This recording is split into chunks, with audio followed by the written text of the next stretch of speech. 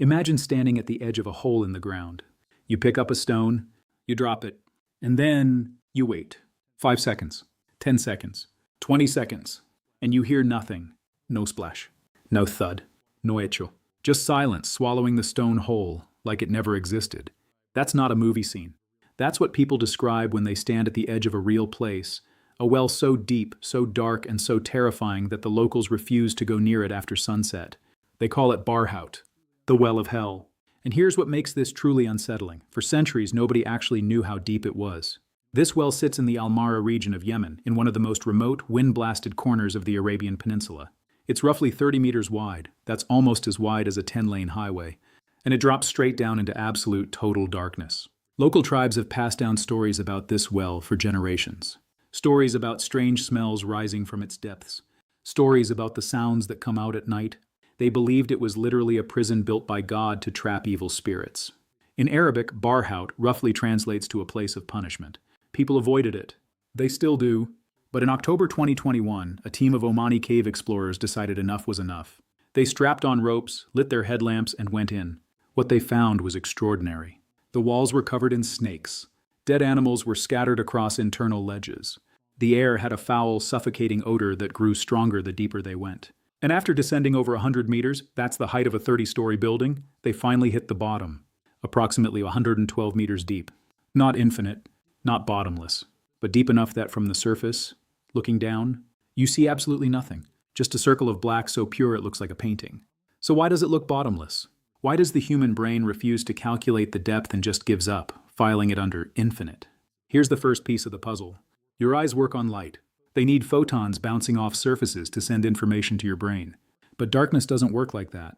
When you look into a very deep, very dark hole, there are no photons coming back. Zero. Your visual system receives no data at all. And when the brain gets no data, it doesn't say, I don't know. It says endless. It defaults to the most extreme interpretation. That's not a flaw. That's actually a survival mechanism. In ancient environments, a dark hole with no visible bottom was genuinely dangerous, an unknown threat. Your brain flags it as maximum risk. So it tells you, there is no bottom. Stay back. But that's just perception. The real question is physical. What actually happens if a hole is genuinely, mechanically, structurally, very, very deep? To understand that, we need to go to Russia, to a place called the Kola Peninsula. In 1970, Soviet scientists started a project that sounds insane even today. They decided to drill a hole straight into the earth. Not to find oil, not to find water, just to see how far they could go, just to understand what's actually down there. They called it the Kola Super Deep Borehole. For the next 24 years, they drilled. Non-stop. Rotating shifts. Cutting-edge equipment. Pure, relentless Soviet determination. In 1994, they stopped. Not because they wanted to, because the heat became impossible. The equipment kept failing. The drill bits would melt or break. The rock itself started behaving like a plastic material instead of a solid. The hole they left behind was 12,262 meters deep. That's 1226 kilometers. Roughly 7.6 miles straight down into the earth. Now let's put that in perspective. Mount Everest is about 8.8 kilometers tall above sea level. The Kola borehole goes deeper than Everest is tall, going the other direction. If you stood at the top of Everest and somehow flipped it upside down and dropped it into this borehole, the summit still wouldn't touch the bottom. But here's the humbling part. Despite all of that, 24 years of drilling, the deepest hole ever made by human hands, they had only penetrated about 0.2% of the Earth's total radius. Less than 1/3 of 1%. The Earth has a radius of about 6,371 kilometers. They made it to 12 kilometers. It's like scratching the skin of an orange and claiming you've reached the seeds. So when locals in Yemen say the well of hell has no bottom, they're not entirely wrong in feeling. Because relative to what actually exists beneath us, even the deepest things we know about barely register. But let's come back to that well, because the mystery doesn't end with its depth. When the Omani team came back up, they reported something that scientists found genuinely interesting. The well isn't just a vertical shaft. It has internal chambers, ledges. The walls aren't smooth. They're carved, twisted, layered like the inside of a tree trunk. And that smell? That wasn't supernatural. That was hydrogen sulfide and other gases seeping up from deep geological activity below. The same gases that come out of volcanic regions and deep-sea hydrothermal vents. That smell is ancient chemistry. Millions of years of organic material compressed and transformed, leaking upward through fractures in the rock. When you smell that at the edge of a well, what you're actually smelling is the earth breathing. Which raises a question that doesn't get asked enough. Where do wells like this actually come from? The Barhout well is what geologists call a sinkhole, but not the kind that opens up under a road and swallows a car. This is an ancient karst formation. Over millions of years, slightly acidic rainwater seeps into limestone rock. Carbonic acid, formed when rainwater mixes with CO2 from the air, slowly dissolves the limestone. Not fast, not dramatically. Just grain by grain, molecule by molecule, over geological time. Eventually, the interior of the rock hollows out. The ceiling gets thinner, and one day it collapses. What you're left with is a hole that looks like it was punched into the earth by something enormous. The scary part? This process is still happening all over the world right now, beneath our feet. There are hidden caverns under cities, under farmland, under roads, that we can't see and often don't know about until something gives way. The earth is not as solid as it looks. It's riddled with hollow spaces, fractures, underground rivers, and gas pockets. The crust we live on is more like a shell than a floor. And this brings us to one of the most fascinating things about deep wells: what happens to sound inside them. Sound travels at about 343 meters per second through air. That's roughly the length of 3 football fields every single second. So if you drop a stone into a well that's 112 meters deep, the stone itself will take about 4.7 seconds to fall. Then the sound of the impact has to travel back up 112 meters. That takes another 0.33 seconds. So you're waiting about 5 seconds total before you hear anything. 5 seconds. In silence. Staring into darkness. That is an eternity for the human brain. It feels wrong. It feels impossible. It feels like the stone just disappeared. Now imagine this well is 300 meters deep. Or 500. The silence stretches out so long that your brain genuinely cannot process it as normal. It stops expecting a sound. And when that happens, when expectation breaks, the experience shifts from this is deep to this has no end. That psychological moment, that breaking of expectation, is where the legend of the bottomless well is born. Every culture on Earth has one. The Greeks had Tartarus, the bottomless abyss beneath even the underworld. The Norse had Vergelmir, a primordial well from which all rivers flowed.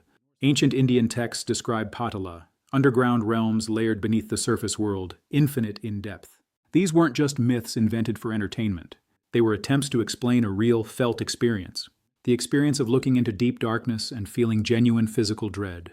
Because that dread is real. It's neurological. When you look into a void and your brain gets no feedback, no boundaries, no reference points, your threat detection system fires. Your heart rate increases. Your pupils dilate. You feel the urge to back away. This is the same response your ancestors had standing at the edge of a cliff in the dark. The void is dangerous. Move away.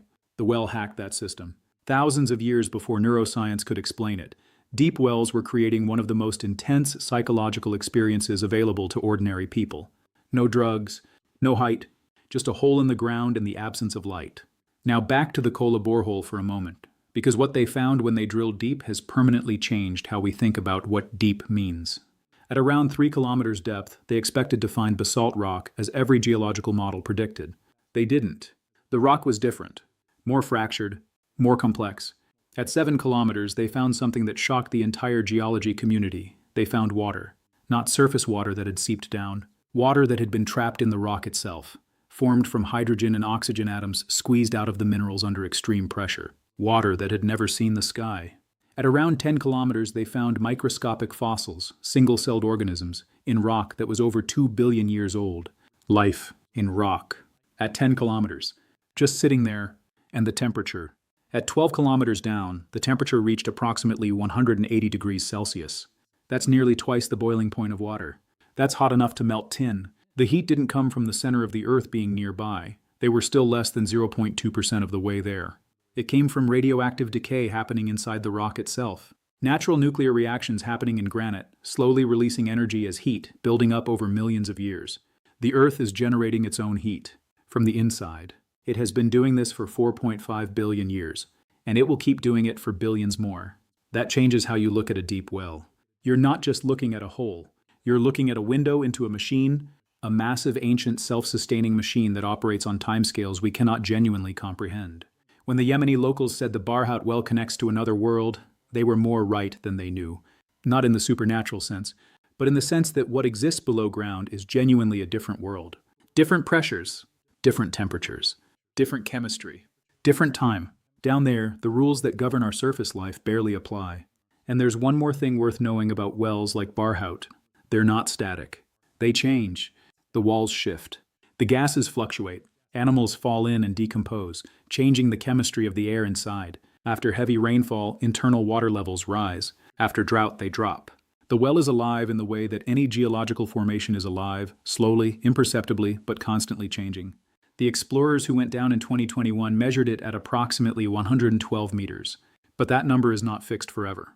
Karst formations like this continue to evolve. Limestone keeps dissolving. Water keeps moving. It's possible that decades from now, a wall collapses deeper inside and the depth changes. The well isn't a static object. It's a process, and maybe that's the real reason it feels bottomless. Because it's not done forming. It has been carving itself out of the rock for millions of years, and it has no plans to stop. Now here's the part that will stay with you. The Kola Super Deep Borehole, the deepest hole ever drilled by human civilization, representing 24 years of non-stop engineering effort, is only about 23 centimeters wide at its deepest point. After all of that, after all that technology and time and effort, the hole is narrower than a dinner plate. And yet even that tiny dinner plate-wide scratch in the Earth's surface terrified the engineers at the bottom of the drill. Not because of what they found, but because of the sounds. As drilling approached its deepest points, the team reported picking up unusual acoustic signals from below, patterns in the vibration data that didn't match the rock composition. They were, of course, explained by the physics of rock under extreme pressure, sound waves refracting and bending in strange ways through dense, hot material. But for a moment, just a moment, the people drilling the deepest hole in human history thought they heard something they couldn't explain.